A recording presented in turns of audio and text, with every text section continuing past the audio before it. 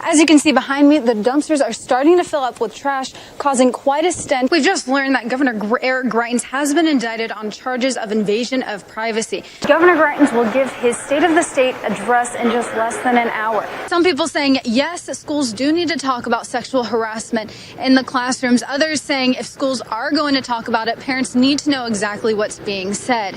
Now, this is the first time the governor has actually proposed a specific plan to cut taxes. 38 states right now have revenge porn laws, but Missouri is not one of them. President Trump is expected to arrive at a manufacturing building just down the street over here. Here's a look at the top stories from your capital this week. I'm Lydia Nusbaum.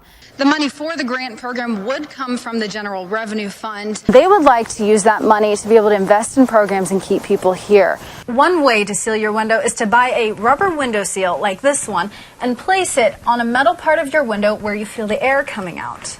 What the pharmacist will do is they'll take a 1-liter bag and they'll pump out the fluids into 20 of these smaller bags. I'm in an alley off of 10th Street where business owners say people aren't throwing away their trash the right way. As you can see behind me, the dumpsters are starting to fill up with trash, causing quite a stench and leakage problems in the morning. As I've been following this story, the city has been starting to take steps towards a solution. Day after day, the Iron Tiger employees mop the floor nearly 3 times a day. It's a problem they've been mopping up for nearly 3 months. A grease problem.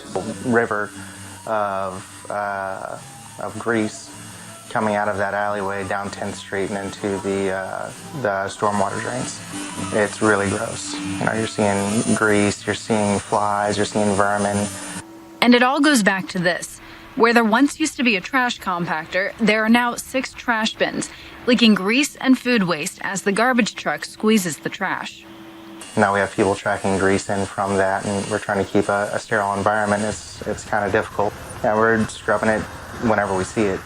Simpson Toffer says once his daughter even fell in the grease. It really irked me, I guess. I kind of had an angry dad moment. The city replaced a trash compactor similar to this one with 6 trash bins. The compactor used to be on private property when the owner says it would leak grease and then wash into her business. The city originally had these 6 dumpsters spread out around the alley, but someone kept moving them. We come out and service them, and if we move them, then they tend to move back to the east end of the alley by somebody. Now, all 6 are against the Iron Tiger, creating a smell everyone wants out of the area. I think my biggest concern as the manager of the shop is, are people going to want to walk by that? The smell on the site is not great at all, and are people going to want to walk by that to come into our business? The nature of the smell and the grease buildup in the alley there that people, walking down 10th Street is going to see. It's just not a very attractive sight. Owners say the problem starts when restaurants dump food into trash bins without trash bags. I've seen an open box full of old produce that's just definitely not being contained in an appropriate manner. The current city ordinance does not necessarily require business owners to put trash in trash bags, but it does prohibit dumping grease. To get rid of grease, restaurants need to hire a separate contractor, which means some restaurants aren't following regulations. If you're not disposing of your grease correctly, if you're not disposing of your wet garbage correctly, if it's not in a sealed bag whenever you put it in the trash can, then it's gonna bring along all sorts of nasty stuff. It's a problem business owners have been speaking with the city about for weeks. The city and the Downtown Community Improvement District have been meeting with business owners to try and solve the problem, but there aren't any firm solutions in place yet. Now, the city has a couple of solutions that they could do. First, they could try and change the ordinance to make sure that people use trash bags. The other solution is they can go around and educate people on the proper way to dispose of their trash and grease. Now, the CID sent out this letter to business owners encouraging them to dispose of their trash the right way during the day and at night. Reporting live in downtown Columbia, Lydia Nusbaum, KOMU 8 News.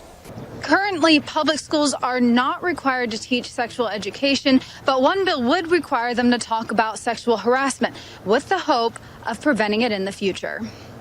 I wish I knew where the line was. I wish I knew when this applied, if alcohol is involved. I wish I knew, in high school that the only way to sexually assault someone wasn't rape. These are some of the things Chelsea Spence would hear from her friends at college, and it inspired her and others to help create a bill hoping to prevent assault. There's a lot of different kinds of sexual harassment and assault that we just aren't educating our high school age students on, or even college age. Spence is the legislative director for the Associated Students of the University of Missouri, a student lobbyist group. Currently, Missouri schools that teach sexual education are required to teach students 8 guidelines, including topics like abstinence, sexually transmitted diseases, and the dangers of sexual predators. The lobbyist group helped write a bill that would require adding another guideline for schools to teach the meaning of consent, sexual violence, and sexual harassment.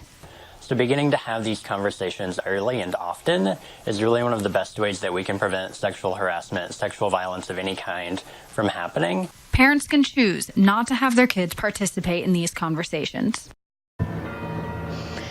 The bill has bipartisan support from over 20 House lawmakers. Now, we asked our viewers on Facebook what they thought about schools teaching sexual harassment in class, and what we heard was a variety of different reactions. Some people saying, yes, we think it's good that schools are teaching about sexual harassment. Other people saying, as long as the parents know fully what is happening or what they're being taught, they also want parents to step in and teach their children about sexual harassment. Reporting live at the state capitol, Lydia Nusbaum, KOMU 8 News.